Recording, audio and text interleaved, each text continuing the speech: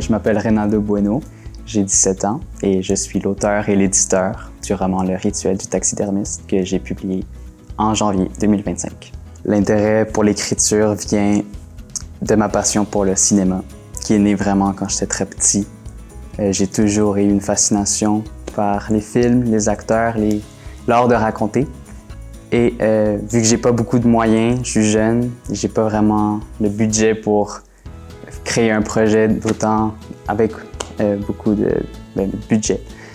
J'ai décidé de transposer cette passion dans une autre, dans la littérature. Je pense que la littérature, le cinéma, ça se connecte beaucoup. C'est des arts qui se complémentent. Et en fait, je réalise mes films par le biais des mots. Je pense que la passion pour le cinéma vient de mes parents qui mettaient des films, puis je faisais juste comme les réécouter et les réécouter. Mais je pense que plus profondément, c'est le désir de transmettre un message aux gens à travers des histoires. Je trouve que c'est très beau comme art et des fois on le sous-estime, mais les histoires, ça peut vraiment changer des vies et ça change la perception des gens.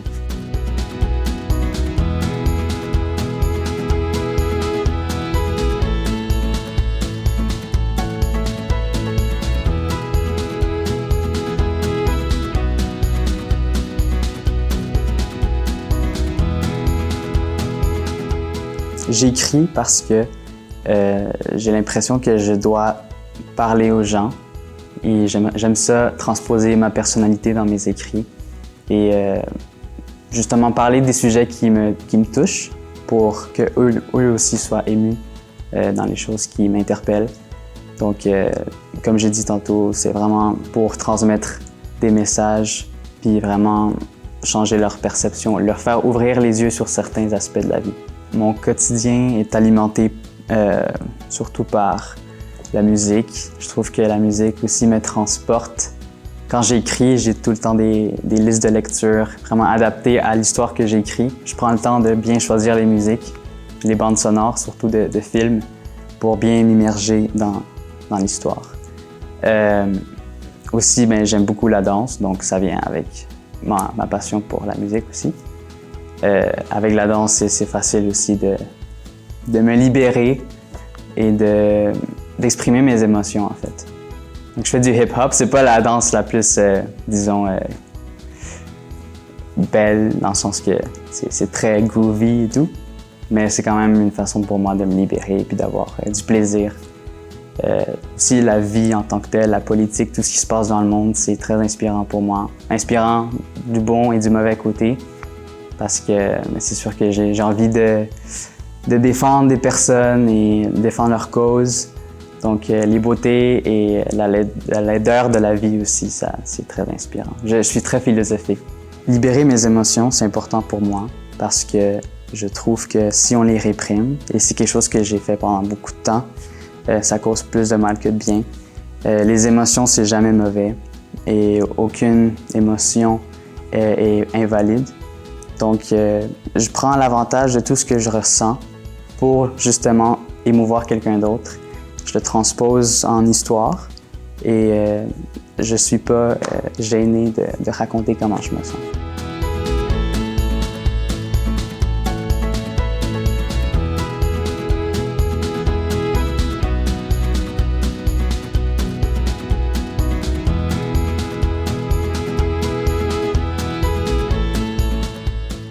Mon livre, c'est de l'horreur jeunesse. Il y a 292 pages et ça parle d'un taxidermiste. C'est quelqu'un qui empaille des animaux, qui kidnappe des gens à des fins un peu sinistres, macabres, pour faire un rituel. Un peu macabre, oui. Mais c'est quand même très drôle parce que j'ai eu cette idée en cours d'univers social, en secondaire 1.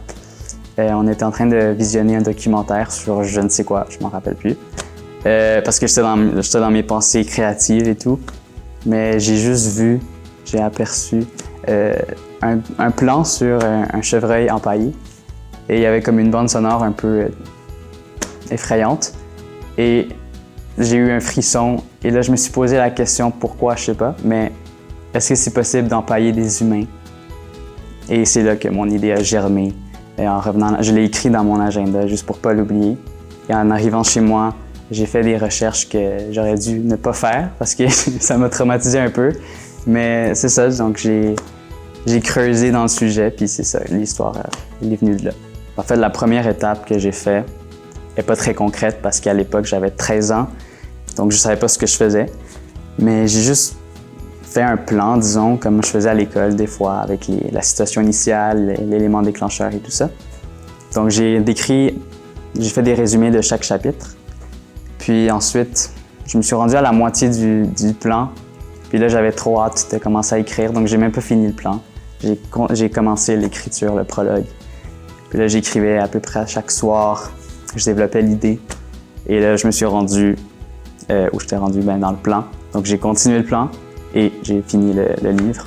Mais c'est la première version de mon livre. Mon livre a eu 4 versions. Donc ça se ressemble vraiment pas à ce que ça existe aujourd'hui. Mais c'est ça, c'est comme ça que ça a commencé. C'était pas mal à toutes les soirées que j'écrivais. Je prenais un peu 3 heures de ma soirée, de mon temps libre pour me concentrer dans mon projet.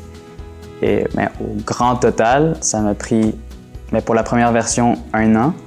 Mais là, il y a eu d'autres versions. J'ai dû aussi attendre les commentaires de d'autres gens. Donc c'est sûr que ça ralentit le processus. Mais gros total, 2 ans et demi.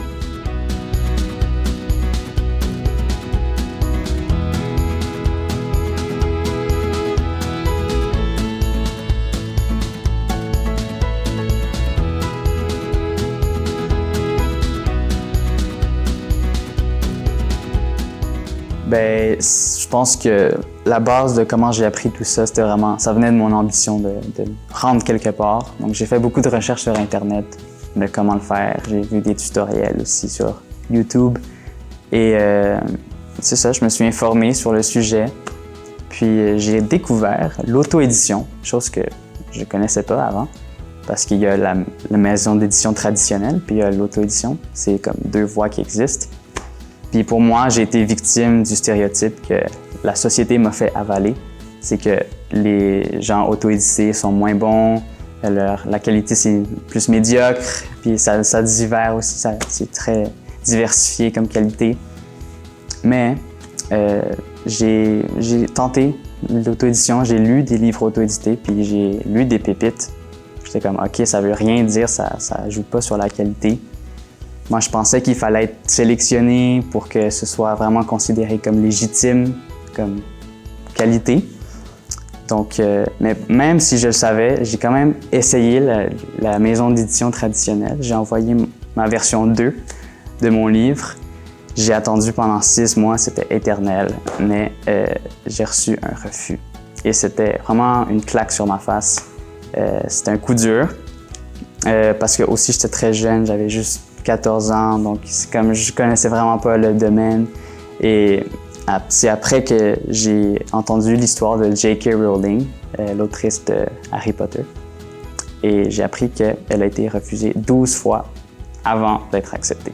Et là, c'est comme l'autrice la plus populaire au monde. Donc ça m'a inspiré à poursuivre. Le refus, ça m'a pas abattu.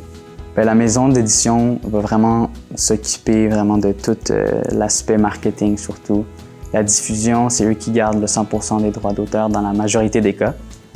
Donc, c'est comme si tu donnais ton bébé à quelqu'un qui a la responsabilité de celui-ci. Alors que l'auto-édition, c'est vraiment moi le chef. Je fais ce que je veux, je contacte qui je veux et je fais juste le diffuser dans une plateforme. Pour l'instant, mon livre est diffusé à l'international sur Amazon et dans quelques librairies de la région.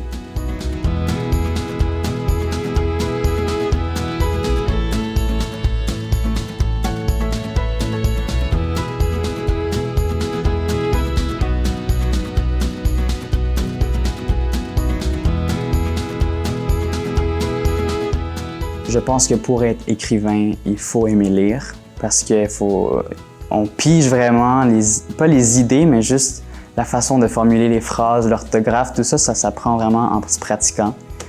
Oui, c'est un peu inné, mais c'est quelque chose qui doit s'aiguiser. Et j'ai lu énormément de livres avant de commencer l'écriture. Je me suis inspiré de plusieurs auteurs. leur style. Souvent, je lisais de l'horreur parce que c'est ça que j'aimais à l'époque. Je l'aime encore, mais là, je commence à explorer d'autres genres. Et c'est ça, c'est important de lire.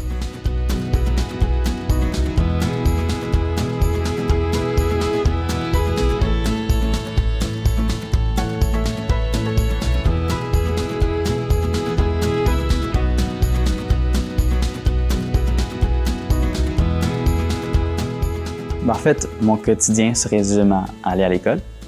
Ensuite, j'arrive chez moi, je prends une petite pause pour me relaxer. Je fais mes devoirs, mais ça, ce serait l'idéal. C'est pas très strict comme routine. Des fois, je prends des exceptions, mais je fais mes devoirs en arrivant. Je soupe, puis tout le reste de la soirée, j'écris. C'est important de prendre le temps d'écrire. Et c'est quelque chose qui doit, c'est un exercice mental. C'est comme un muscle, il faut, même si c'est pas bon ce que tu écris, écrire, parce que c'est quelque chose qui se pratique et il faut que ce soit constant aussi. C'est sûr qu'il y a des moments où j'ai moins d'inspiration, donc c'est plus compliqué, mais j'essaie justement avec la musique un peu de m'inspirer, ou je regarde aussi des fois quand je suis vraiment pas inspiré, je fais juste lire, je lis. Et les idées germent pendant que je lis, j'arrête de lire, puis j'ai une idée, puis là je continue à écrire. C'est plus rare que j'écrive tous les soirs, même si j'ai pas un livre en cours. Mais j'essaie le plus possible. Si c'est pas un roman, je vais écrire, je sais pas, mes pensées dans un journal, des trucs comme ça. C'est bien d'exploiter ce qu'on ressent. Et c'est souvent en poésie que j'écris. J'aime beaucoup la poésie. J'ai découvert ça récemment. Mais c'est ça. Donc, si c'est pas un roman que j'écris, je vais écrire de la poésie. C'est esthétiquement satisfaisant. Je veux dire, c'est beau. J'aime les rimes, j'aime comment c'est tout bien construit, structuré. Puis j'aime trop le fait qu'on peut utiliser beaucoup de figures de style et d'écrire des émotions que personne aurait pu comprendre, sauf avec la poésie.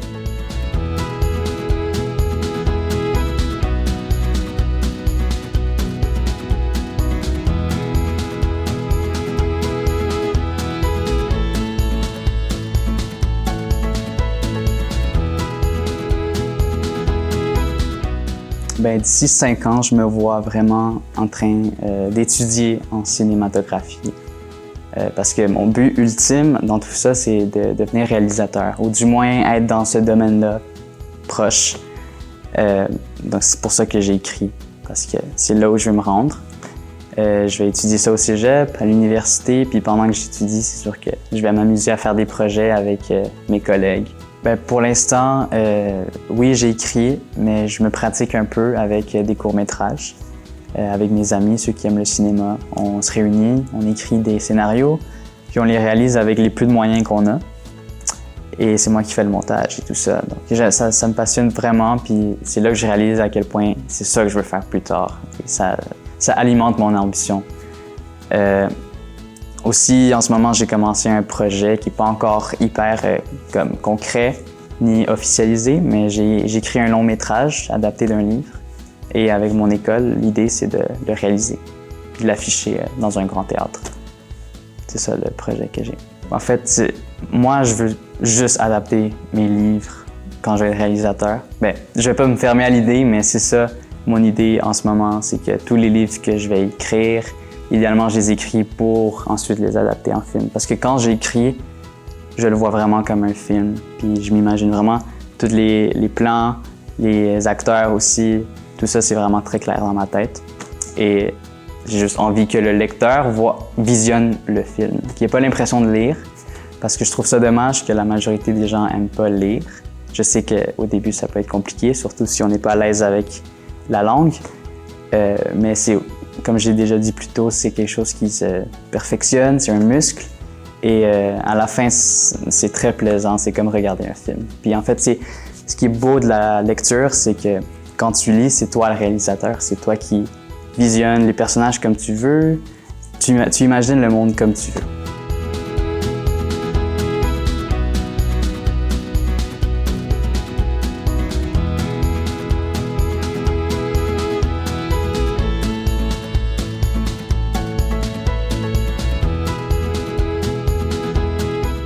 Moi, j'adorais. J'étais un des seuls qui adorait les cours de français.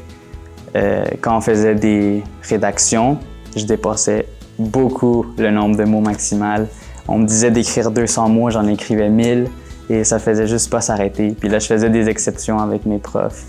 Mais elles aimaient lire ce que j'écrivais, donc elles acceptaient mes manuscrits comme ça. Bien, c'est sûr que quand j'ai commencé à apprendre à écrire et à lire, mon orthographe était normal pour un enfant.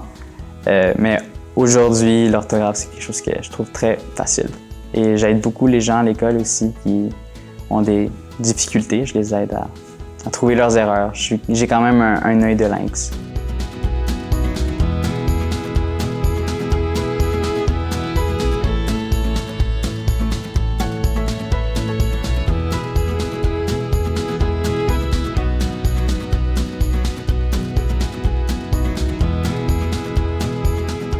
Je pense que le plus gros obstacle que j'ai rencontré à date, c'est qu'on m'ait refusé mon livre. Je pense que c'était comme le point tournant. Je me suis dit, OK, il faut que je prenne une décision, il faut que j'améliore mon texte.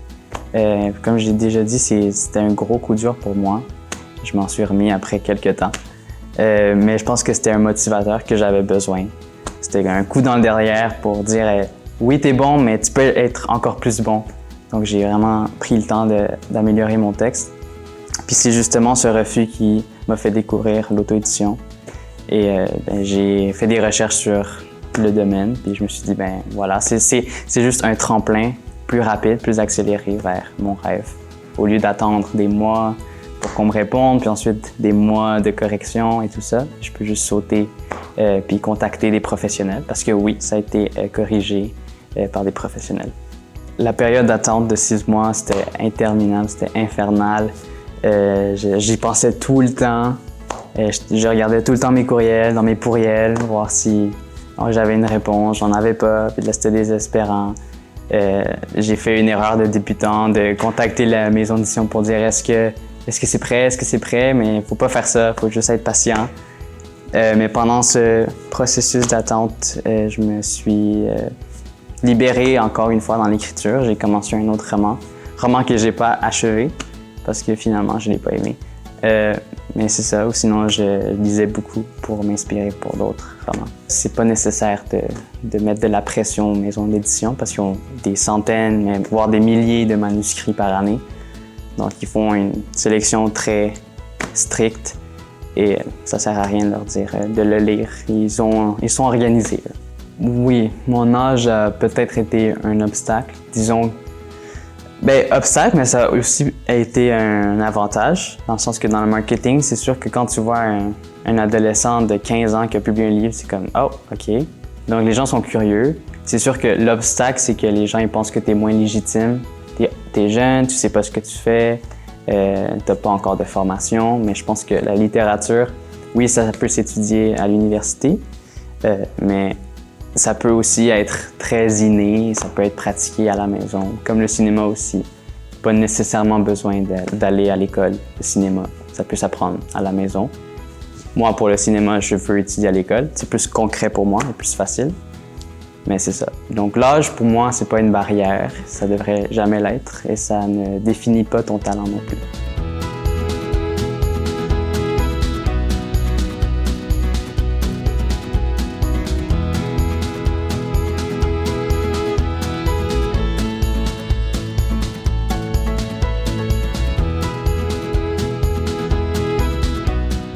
J'ai trouvé sur Facebook une annonce du Salon du Livre. Ils cherchaient des auteurs. Puis là, je les ai contactés.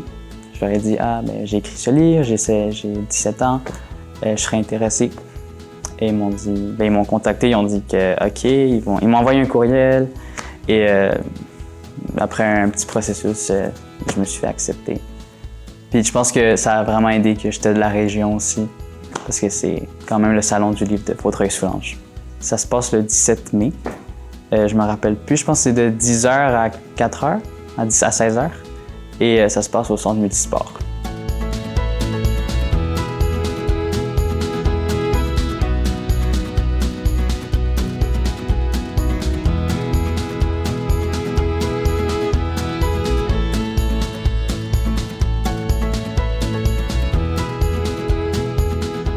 un conseil pour les jeunes qui aiment écrire, c'est de laisser personne limiter leur expression artistique et écrivez ce que vous voulez. Il n'y a pas de règle écrite. Prenez le temps de trouver votre style en lisant beaucoup. Et moi, je me suis beaucoup précipité parfois dans vouloir publier, mais c'est parce que des fois, on lit tellement notre roman qu'on devient un peu aveugle, puis on ne voit pas les corrections potentielles. C'est bon de prendre du recul et chaque personne a son rythme, donc c'est correct de prendre son temps aussi. C'est important de prendre le temps de trouver son propre style parce qu'on ne veut pas non plus tomber dans les clichés ni dans comme un peu le copier-coller du style d'une autre personne. Le style, ça se trouve en écrivant justement, en faisant des expériences. Ça vient pas comme ça. Quand on écrit, on découvre des facettes de nos personnalités qu'on ne connaissait pas. On rencontre des défauts, des qualités. Et c'est justement en écrivant puis en faisant des expérimentations qu'on découvre notre style d'auteur. En ce moment, j'écris comme si c'était un film. Donc, c'est quand même, vu que c'est une histoire à suspense, un peu qui fait peur, justement, c'est un style d'écriture très saccadé. Je vais droit au but. Oui, il y a des descriptions, disons, mais je me concentre plus sur l'action et sur la psychologie des personnages. C'est très intéressant de jouer avec les personnages et leurs pensées. Donc, quand j'écris, vu que je le vois comme un film, je pense que ça va être bien adapté à mes films. Je prépare mes personnages à l'avance. C'est sûr que pendant que j'écris, j'ai d'autres idées qui viennent parce que je donne littéralement vie aux personnages pendant que j'écris dans les dialogues. Puis là, je me suis dit, il faudrait que j'ajoute cette facette de personnalité. Mais oui, je prends le temps d'écrire sur un carnet de notes à la main mes personnages, leur âge, puis toutes leurs caractéristiques physiques, psychologiques.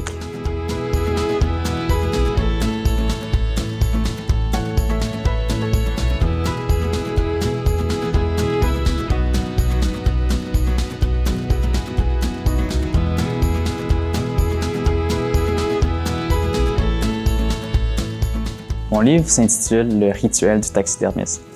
C'est pas le premier titre que j'ai eu en tête quand j'ai écrit le livre. Je pense que le premier titre, c'était « Taxidermie d'année ». C'est pas si pire, mais je pense que le rituel du taxidermiste, ça explique totalement l'histoire. T'as même pas besoin de lire l'histoire pour comprendre qu'il y a un rituel impliqué, parce que c'est le cœur de l'histoire, et que le méchant derrière tout ça, c'est un taxidermiste.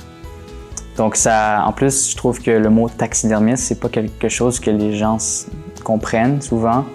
La majorité des gens à qui j'ai dit mon titre, c'est comme le rituel du quoi? Mais du taxidermiste, donc c'est une personne qui empaille les animaux. Donc c'est ça. Je pense que c'est assez révélateur du genre aussi. Quand tu entends le titre, c'est déjà mystérieux. Et c'est littéralement ça. Mon histoire, elle est très, très macabre. Je me gâte tant. Mais c'est pas de la violence gratuite, mais c'est très effrayant. En fait, la majorité des gens qui ont lu mon livre et que je connais n'aiment pas du tout l'horreur. Et tous ont aimé mon livre pour une raison ou une autre, parce que oui, c'est de l'horreur, mais il y a beaucoup d'autres comme genres dans le même livre. Il y a de la poésie dans mon livre. Il y a beaucoup aussi de scènes très humaines, très réalistes. J'axe beaucoup mon attention dans des valeurs comme l'amitié, l'amour, aussi la famille. C'est quand même une histoire triste, donc pour ceux qui aiment pleurer en lisant des livres, c'est bon. Et parce que j'aborde beaucoup des sujets tabous, sensibles, notamment les familles dysfonctionnelles et tout ça. Donc je pense que c'est très diversifié comme lecture, et même si l'horreur, c'est pas comme le genre que la personne aime, elle va pouvoir apprécier quelque chose dans le livre.